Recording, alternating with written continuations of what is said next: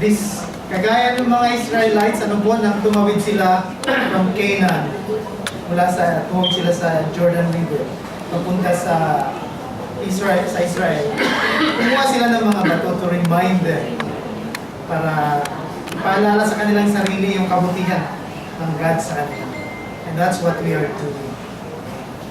So let's all pray together. Let's pray as we start with our main message ngayong umaga. Father God, maraming salamat sa iyong kabutihan, sa iyong hindi na pupuspos na kagandahang loob sa amin. Maraming salamat at hindi mo ipinagkait sa amin ang iyong anak na si Jesus, but instead you have shown to us the depth and the width and the breadth and height of your unfathomable love for us by sacrificing and offering your Son for us, so that we may live in union with you, in freedom, in joy, in peace, in love. Maraming salamat.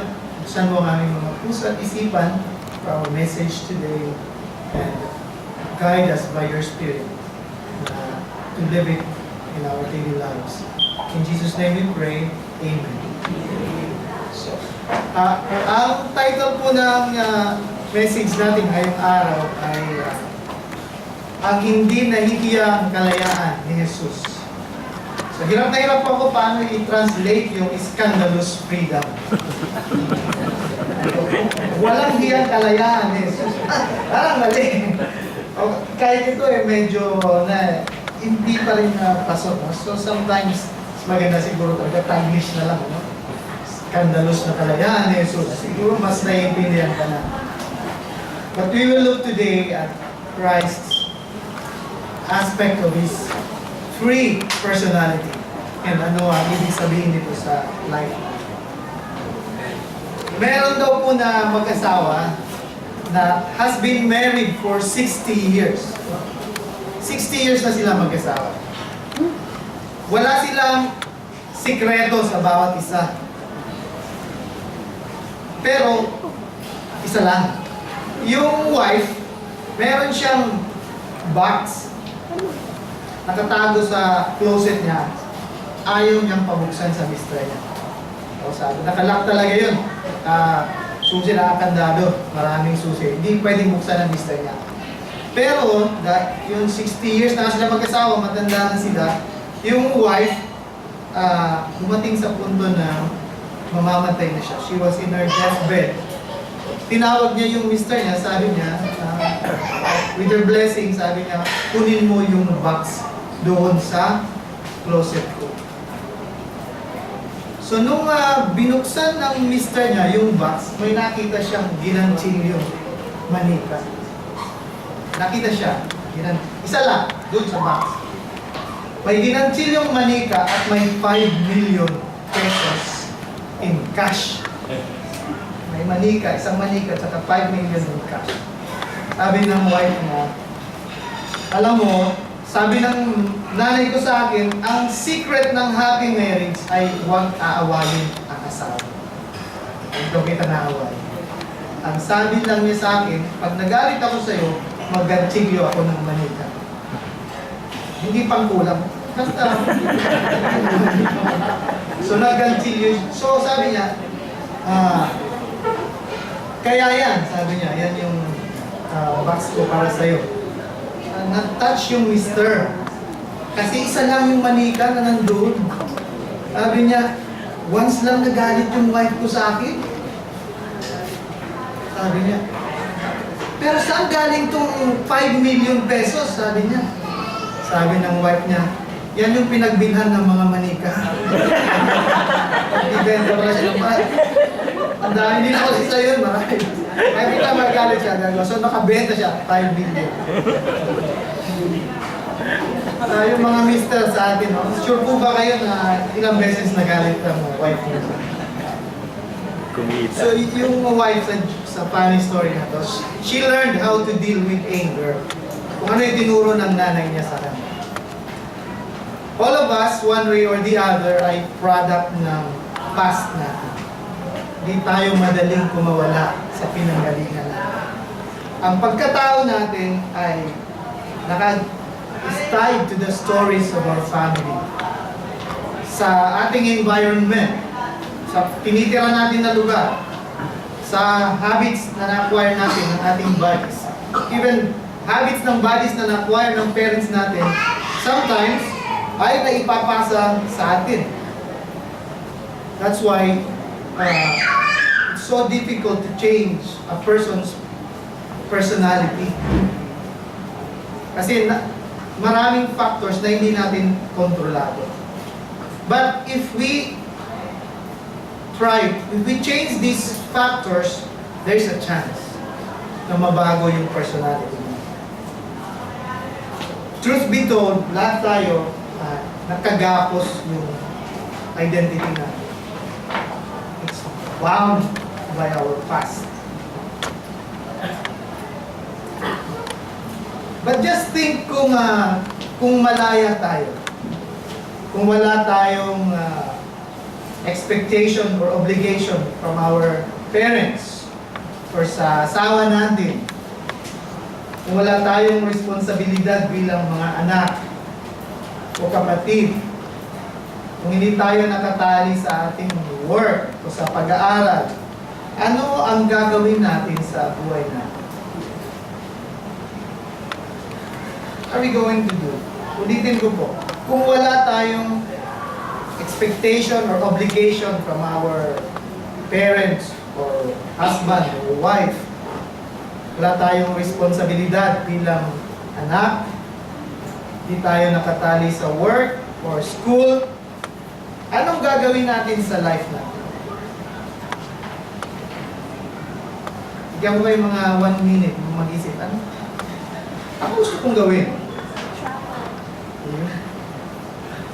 Sino ang gustong mag-tour lang ng mag-tour? All around the world. Sino ang gustong kumain lang ng kumain? Amen? Sino gusto matulog lang ng matulog? Sino gusto maglaro lang maglaro? Chess, basketball, computer. So, meron tayong mga bagay na gusto sa life natin.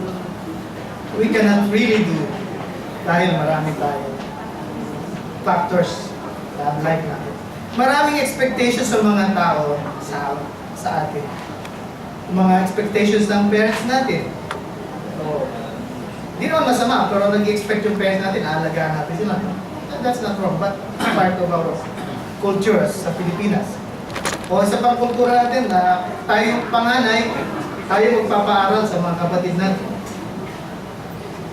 Meron tayong expectation from the children. Pagluto sila, ipaglabas sila, expectations from sa husband, sa boyfriend, sa girlfriend, sa wife, kapatid, sa boss, kaibigan. All of these expectations na ayaw nating i-disappoint. Some of these are good, kagaya ng expectation ng parents natin, makatapos tayo ng pag-aaral, karoon tayo ng magandang work.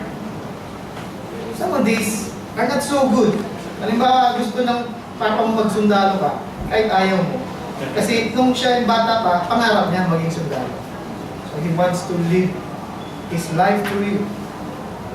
So, maaaring gusto ng mga friends natin mag-basketball, pero hindi tayo ganun ka-talented sa basketball. Baka mas gusto natin magtugtog ng gitara. We are more into music. Some of these are downright wrong. Mga kaibigan natin, ina-expect tayong sumama sa kanila sa paggamit ng drugs or premarital sex. So the question is, are we living our true, authentic self?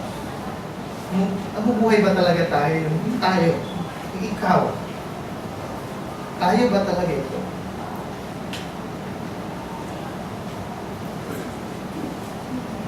So yung gagamitin natin na book sa retreat natin, yung Emotionally Healthy Spirituality. Yung author nun ay si Peter Iskasiro. Tsaka sila nung wife niya si Jerry kasi pastor siya sa New York, sa Queens, isang malaking church. So, pakipakita nga yung next slide. So, yan, ito po yung book na gagamitin natin sa ating retreat, Emotionally Healthy Spirituality. Siya po yung author niya, si Peter, si Jerry.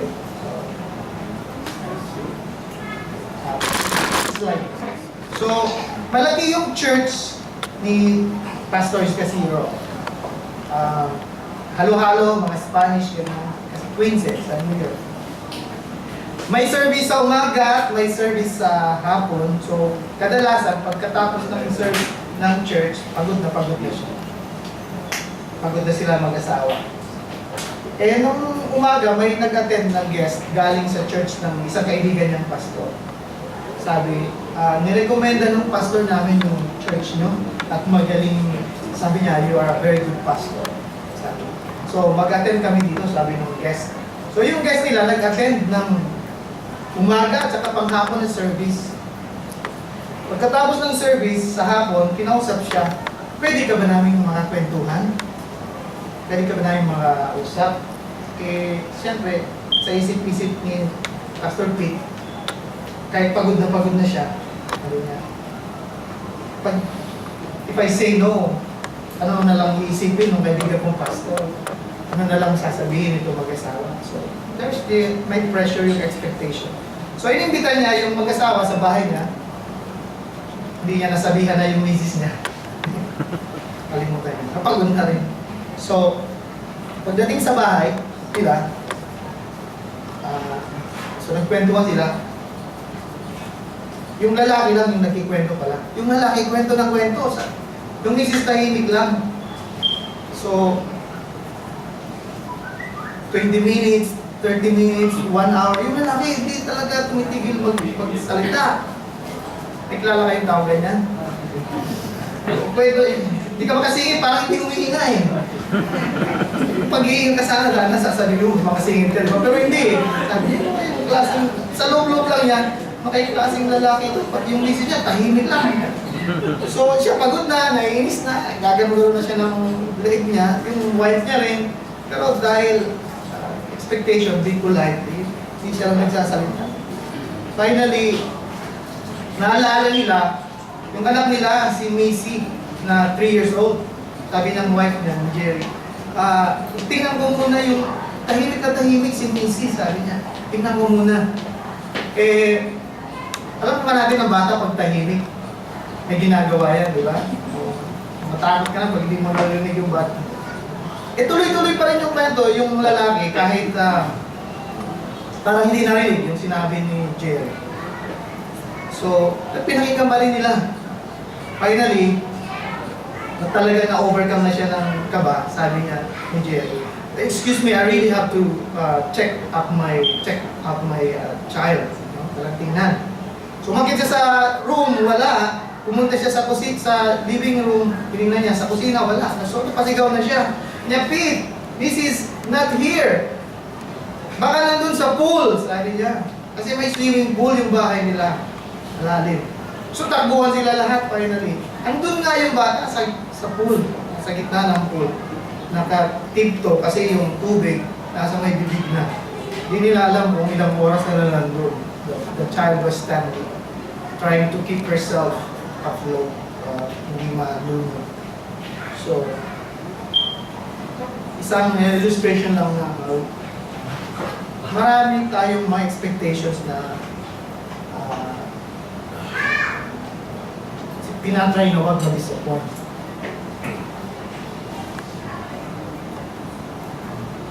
Kunwerte ito ni Pete kasi nga sabi niya, that time, he was not emotionally healthy to say no. That person was already abusing yung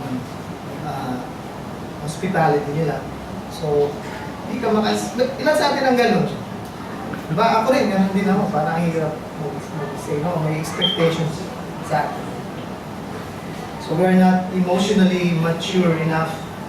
Iwasan natin yung conflict. So, meron sa atin inaasahan ng mga magulang natin na kahit yung kapatid natin matanda na, may sarili ng pamilya, tayo pa rin yung bubuhay sa kapatid natin. Expectations. Mayroong mga magulang na matanda na, sila pa rin nag-aalaga ng mga punikan. And who among us are living in wrong knowledge of ourselves? Hindi lang expectations, but knowledge of who we are. Sino sa atin yung sinabihan, bobo ka sa math? Malit ka pa, sinabihan na, hindi ka magaling sa math. Yung ate mo magaling sa'yo. O, yung ate mo mas maganda sa'yo. Yung kuya mo mas matalino sa'yo. Hindi kaya, naririnig mo, mabubuntis ka lang. Malit ka pa bata, sinasabihan ka, nasa lahi niya, mabubuntis na kayo. O magiging lasenggo ka lang kasi lasenggo ang family niyo. O magiging magnanakaw ka kasi magnanakaw ang family niyo. We have heard many of this, and pag mali ka pang bata, hindi mo alam kung ano yung totoo at tama. We are shaped by these things we hear. And so, hindi tayo namumuhay ng masaya, or we were not even living our own true selves, our authentic selves. Namumuhay tayo para i-please yung expectations ng iba. Namumuhay tayo sa maling pagkakakilala sa sarili natin. And ang bunga nito is disastrous consequences for us physically, emotionally, and spiritually. But did you know Jesus disappointed many people? Dinisappoint niya yung maraming expectations ng mga tao. Unang-una, dinisappoint niya yung family niya. Dinisappoint niya si Mary, dinisappoint yung mga kapatid niya. Nung mamatay yung father niya, si Joseph, expectations is si Jesus ang dapat magtatrabaho para buhayin yung kanilang family. Pero ginawa niya, umalis siya doon sa Nazareth, sa kanila, tumira siya sa Capernaum, and then ilibda sa rabbi na susuportahan sa offering ng mga tao. So wala siyang permanent na job or income. Maraming beses disappoint ni Jesus yung mga disciples niya. Tsaka yung mga sumusunod sa kanya. One time, gumawa siya ng miracle, pinakaya yung napakaraming tao by multiplying the bread and the fish. Pagkatapos gusto na siyang gawing hari ng mga tao. Umaga siya, kaya siya namundok siya mag-isa. Dinisappoint ni Jesus yung mga Jewish leaders. Ang gusto nila maging siyang traditional rabbi. Sumunod sa mga interpretations ng sarili ng batas ni Moses. Pero dinisappoint sila ni Jesus. Sinabi niya, rename niya na siya yung Messiah, siya yung anak ng Diyos. Jesus lived his life freely. He was a free man. Let's turn to our text today. John 4, verses 1 to 10 and 27 to 30. John 4, verse 1 to 10, 27 to 30. Now Jesus learned that the Pharisees had heard that he was gaining and baptizing more disciples than John. Although in fact, it was not Jesus who baptized, but his disciples. So he left Judea and went back once more to Galilee. Now he had to go through Samaria.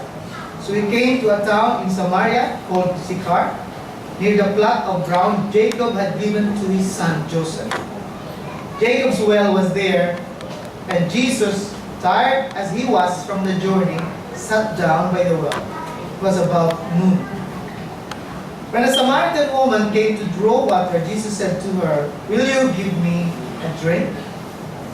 His disciples had gone into the town to buy food. The Samaritan woman said to him, "You are a Jew, and I am a Samaritan woman. How can you ask me for a drink?" For Jews do not associate with Samaritans. Verse 10, Jesus answered her, "If you knew the gift of God, and who it is that is asking you for a drink, you would have asked him, and he would have given you living water. Let's jump to verse 27. Just then his disciples returned and were surprised to find him talking with a woman. Surprised nila. Hindi nila inaasahan niya. But no one asked, what do you want? Or why are you talking with her? Yun yung gusto nila itanong. Pero hindi sila nagtanong. Ano yung kinakausap ko yan? Ano gusto mo sa kanya? May gusto mo ba sa kanya? Verse 28. Then leaving her water jar, the woman went back to the town and said to the people, come, see a man who told me everything I ever did. Could this be the Messiah? They came out of the town and made their way toward. Verse 31, meanwhile his disciples urged him, Rabbi, eat something. But he said to them, I have food to eat that you know nothing about. Then his disciples said to each other, could someone have brought him food? Verse 34, my food, said Jesus, is to do the will of him who sent me and to finish his work.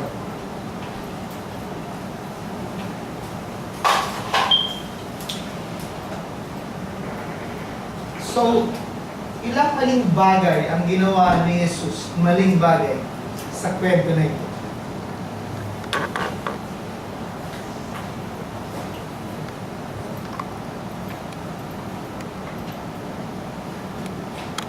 Ilang maling bagay yung ginawa ni Jesus. Una, umalis siya ng Judea at nagturo sa Galilee. Nang marinig niya na nalaman ng mga Pharisee na mas marami siyang binaptize, umalis siya, punta siya sa Galilee. Ang isang rabbi na gusto maging sikat, dapat nandun ka sa Judea, nandun ka sa Jerusalem. That's the expectation. Dapat nandun ka sa, hindi ka nasa probinsya, hindi ka nasa liblib na lugar nagtuturo. Pero pumunta siya ng Galilee. Number 2, pagpunta ng Galilee, ang isang Hudyo, umiikot, iniiwasan yung Samaria. Kasi nasa gitna yung Samaria, nandito yung Judea, nandito yung Galilee, nandito yung Samaria. Nandito yung Jordan River. Yung mga Hudyo, tatawid ng Jordan River. Kanan, tapos iikot, hindi sila dumadaan sa Samaria. Kasi unclean yung lugar na yun. Jesus went through Samaria. Mali na naman. Pangatlo, kumausap siya ng Samaritan. Ang mga Hudyo hindi nagkikipag-usap sa mga Samaritan. Hindi sila nakikihalubilo sa mga Samaritan. Mababang klase ng tao yung mga Samaritan. Pang-apat, babae pa yung kinausap niya. Ang rabbi, hindi pwede makipag-usap sa babae na mag-isa lang. Ang mga rabbi, parang iwas na iwas yan sa mga babae. May mga tawag na nagtatawag ng mga bumping rabbis o bleeding rabbis. Kasi pag may babaeng dadaan, yuyuko sila, hindi sila titingin. Kaya namuuntog. Bumubula, napapasa. Yun yung ng mga rabbis. Ito, kausap niya Samaritana. At kilala pa na kabit ng isang Samaritan din, no? Hindi maganda yung reputasyon ng babae. Di ba, uminom pa siya ng tubig na hawak ng Samaritan. Di ba niya alam, ang dumi-dumi noon na nahawakan ng Samaritan. Sa Nepal, ganun eh. Yung mga mababang caste, hindi yung mga Brahmin, tsaka mga yung Chetri na caste. Hindi mo yung mapahawak ng mga baso, pinggan ng mga lower caste. Pag nalaman nga nila na lower caste ka, then, kasi doon sa Kathmandu, doon nung tumira ako doon, nag-rent ako ng bahay. May mga pumupunta din para mag-renta ng apartment. Pero hindi pinaparenta kasi pababang caste. Hindi ka pwede mag-rent ng bahay ng mga Brahmin tsaka Chetri. So, ganun dito sa kanila. Hindi ba niya alam ang dumi-dumi ng... So, these are the wrong things na ginawa ni Jesus Christ. Meron pa isang kwento, tingnan natin na another kwento na may ginawang mali si Jesus. He disappointed everyone. Sa Matthew chapter 8, verse 1 to 3. When Jesus came down from the mountainside, large crowds followed him. A man with leprosy came and knelt before him and said, "Lord, if you are willing, you can make me clean." Jesus reached out his hand and touched the man. "I am willing," he said. "Be clean." Immediately he was cleansed of his leprosy. Pag tinignan mo yung context ng kwento na ito, chapter 8 ito ng Matthew, Jesus just came down from the mountainside. Ano ginawa niya dun sa mountain? Chapter 5 to 7 ng Matthew is the Sermon on the Mount. It was his first big preaching sa maraming tao. And malaking importance ito sa kanyang ministry. He has just laid down kung ano yung interpretation niya ng Torah. Yung sinabi niya sa mga Jews na I came to fulfill the law. Yung fulfill the law is an idiomatic expression sa mga Jews. Meaning to interpret the law correctly and to follow it. So yun yung sabi ni Christ. Ito yung bagong interpretation ng law. And then, pagbaba niya, right away, he proceeds to break the law of Moses. He proceeds to break the law of Moses. Sa batas ni Moses, hindi mo pwedeng hawakan ang may ketong. Ang may ketong sa panahon nila, sabi sa batas, magsuot ng gula-gulanit na damit. At tumira sa walang tao. At pag naglalakad siya, may dadaanan siya mga tao, dapat sumisigaw siya. "Leper! Leper!" Sumisigaw siya, "May ketong ako! May ketong ako!" Hindi siya pwedeng hawakan, hindi siya pwedeng lapitan. But Jesus reached out his hand and touched the man. Nakakita na kayo ng leper? Personal? Saan pa nakakita ko? Nakakahili talaga. Yung sugat ng kamay, basa-basa pa. So, ang dumi. So, kaya ni Jesus manggamot ng hindi niya nilalapitan, hindi nga niya nakikita, yung ginagamot niya, nagagamot niya. At least he proceeds to do this para ipakita na paano niya i-interpret at susundin yung batas ni Moses. And so he disappointed a lot of people. Siguro hindi natin ma-feel yung nandidiri sa ketong kasi yung ketong ngayon, nagagamot na yun. Pero yung mga anong pinadidirihan natin ngayon, yung may AIDS, yung may TB, nangangahas ba tayo, kausapin sila, kaibiganin, kilalang, or invite to church, lalo na.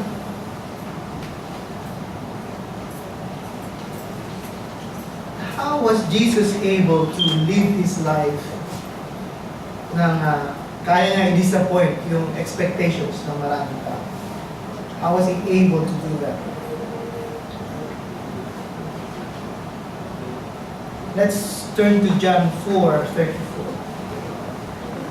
John 4:34, Jesus said, "My food is to do the will of him who sent me and to finish his work."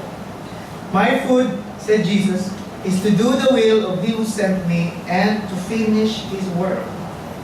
My food. Alam niya kung ano ang kailangan niya. Dahil alam niya kung sino siya.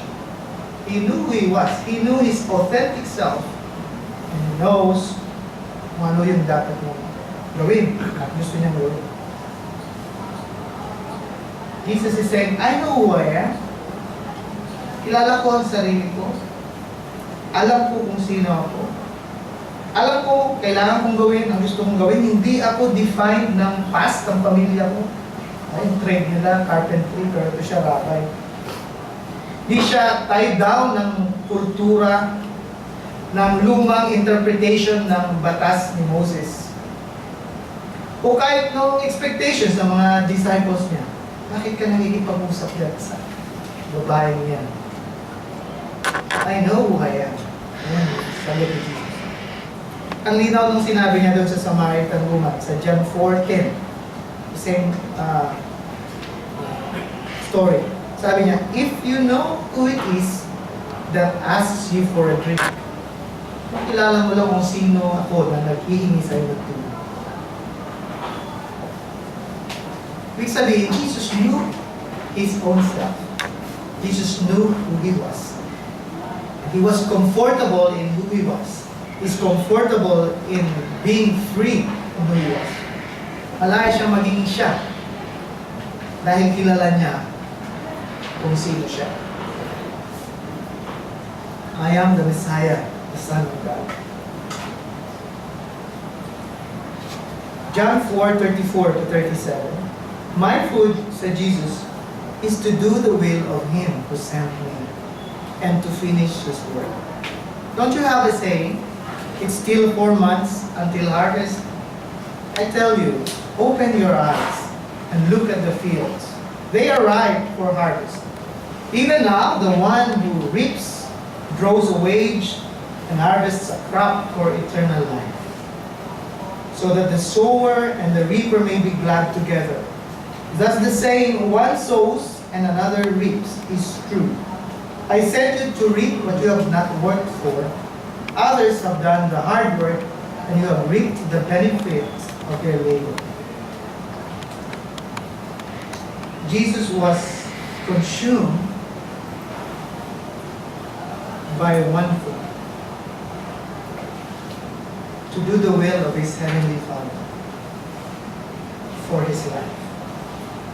Jesus was able to live freely as God's Son because He knows He's God's child. And like Him, we are, because of Jesus Christ, God's children. And that's our true selves. Yan yung authentic na pagkatao natin. We are God's children. Anak tayo ng Diyos. Naniniwala ba kayo doon? Naniniwala ba tayo? Anak tayo ng Diyos. Pakisabi mo nga sa katabi, anak ka ng Diyos. God's child. Anak tayo ng Diyos. That is who we truly are inside. And that's what makes us free. Free from the mistakes and errors and bad stories ng ating family, ang past natin, or even the present. Are we living according to this wonderful of identity? Anak tayo ng Diyos. Amen po ba? Amen. We are God's children. Are we free living from the states of the past? Yung mga pagmamaliit sa atin ng mga tao, bobo ka, hindi ka magaling. Some people are so traumatized. I've met a person who was bullied. And talagang apektado pati katawan niya eh.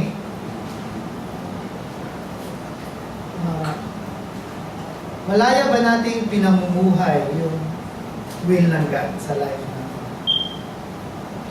Or do we know what is God's will for our lives? Sinisikap ba natin, masugid ba natin ginagawa yung binibigay niya sa atin na participation, pakikilahok sa kanyang gustong gawin sa life natin and His mission in the world? Ano yung gustong ipagawa sa bawat isa sa atin ng God bilang kanyang anak? That He's not assigning to any other person. Assign lang. Sa atin lang. Alam ba natin kung ano ito? And if we know, do we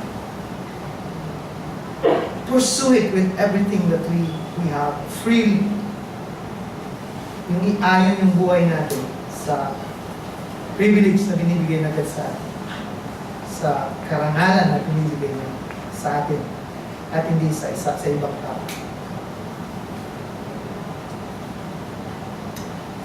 Paano natin i-apply ito sa life natin? 3 things.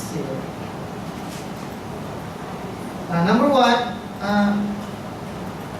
let's memorize these 2 scriptures. Or if not, read it in the morning and at night, this week, every day. Galatians chapter 2 verse 20 and Philippians 4:13. Ang daming scripture sa Bible na nagsasabi kung sino tayo in Christ. Technical na term ni Paul yan, in Christ. Para ipakita yung ating pakikipag-isa kay Jesus Christ. Galatians chapter 2:20. Ang iba siguro memorize natin. I have been crucified with Christ, and I no longer live, but Christ lives in me. The life I now live in the body, I live by faith in the Son of God, who loved me and gave Himself for me. So, read this scripture in the morning and at night if you cannot memorize it. Kantahin yung himnan. Oh, yung katayo yung himnan. Anong page ba yun? Alam niyo? Hanapin nyo lang yun. Philippians 4:13. And the second one, I can do all things through Christ who strengthens me. I can do all things through Christ who strengthens me. Nung sinulat ni Apostle Paul yan, he was in prison. Hirap na hirap siya. But he said, kaya ko itong lagpasan because Christ is in me. Number 2, meditate and pray and ask God, Lord, ano ba yung gusto mo? What is it that you are presently doing in my life? In our lives right now, God is present. And though we are not aware of it, maybe He is doing something in our lives. He wants to do something through us, to accomplish through us. Ano ba yung pinapagawa ni Lord sa atin? Engage in regular spiritual discipline. At pag alam natin kung ano papagawa ni Lord sa atin, gawin natin agad. Hindi natin ipagpalitan. We might grow cold. Sabi ni Andy Stanley, spiritual maturity is not equal to Bible knowledge. Spiritual maturity is equal to Bible application.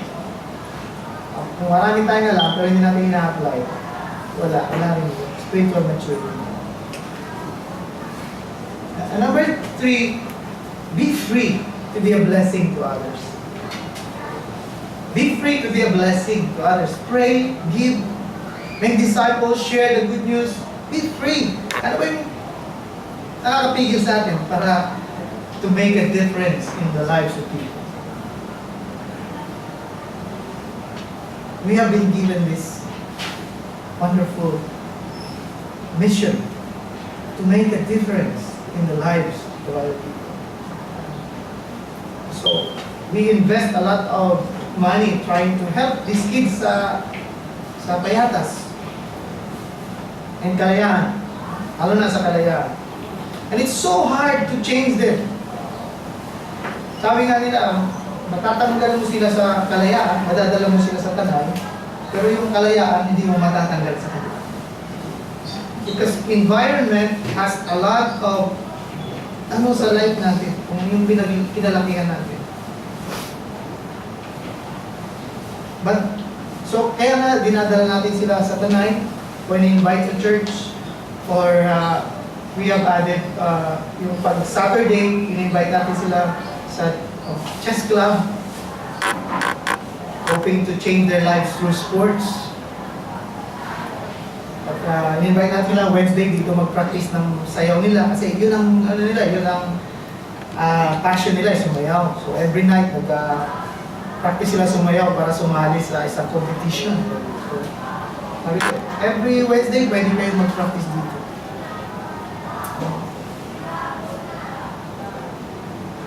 So ano naghahadlang sa atin para mag-share ng gospel or to befriend people? Hindi naman necessarily pag mag-share ka ng gospel, at that moment sabihin mo, tinatanggap mo ba si Kristo para maging Lord and Savior? Hindi naman kailangan ganun eh. Okay, just be authentically interested in the life of that person. Listen lang. People are going through struggles of their own. Hindi natin nakikita. Classmate natin, office mate natin. Mag-ingat nga raw tayo sa pagsasalita sa mga tao. Kasi hindi natin alam kung ano yung present na dinadaanan nila. We don't know. But God is at work in their lives. And we can participate by just listening to their stories para matulungan natin. So anong nagpipigil sa atin? To invite people. Hindi maganda yung building natin.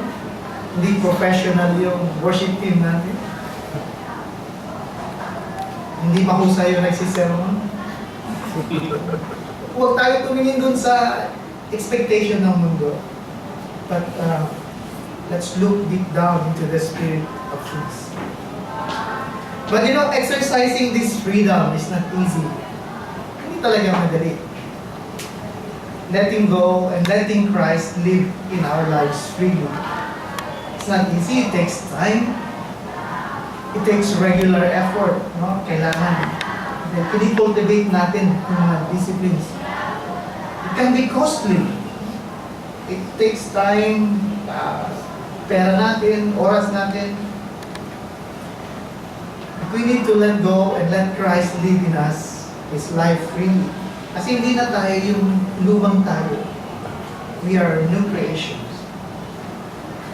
If it's costly, discipleship is costly, but it is even more costly pag hindi tayo sumunod sa plano ng God for us. It's so costly to miss God's plan for our lives.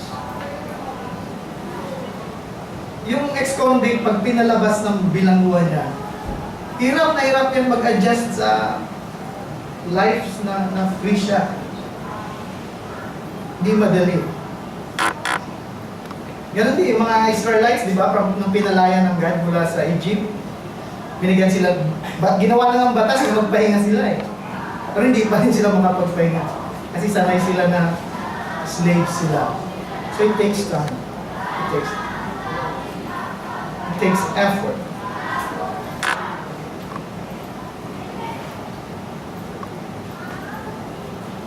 But we are free. The good news is we are free. We are free from the mistakes of the past, maling ginawa ng mga parents natin. We are free from the mistakes even of the present. We can be free because Christ is in us. Hindi na tayo yung namumuhay. Jeremiah 29:11. For I know the plans I have for you. Plans to prosper you and not to harm you. Plans to give you a hope in the future. We are free. Love. Malaya tayo sa past, sa maling pagkakakilala natin sa ating sarili, sa mga mapanirang expectations ng mundo. So let us not live as someone else. Let us live our true selves, our authentic selves, the one in whom Christ dwells. We can only find yung tunay na pagkatao natin sa ating pakikipag-isa kay Christ. So you are free, so live free as God's children. Whose aim in life is to find God's plan for our lives. Kapag ginawa natin to, sabi ni Christ, para kang isang tao na nagtayo ng bahay sa bato. Dumating man yung pagdating ng ulan, pagdating ng bagyo, hindi babagsak. Our lives will be indestructible. Challenges will come. But dating yung unos, dadating yung bagyo. Sabi ni Christ, pagdating ng bagyo, pagdating ng ulan, hindi niya sinabing baka pagdating. It's certain na yung hamon ng buhay darating sa life mo. But, if we build our lives sa turo ni Jesus, our lives will stand up to the tests and challenges na binabato ng buhay sa atin. We will be free. We will live with joy and peace and love sa gitna ng mga dinadaanan natin na challenges. So may we all live freely, joyfully, with peace and love, in the love of our Father, Son, and the Holy Spirit. Amen to that. Amen.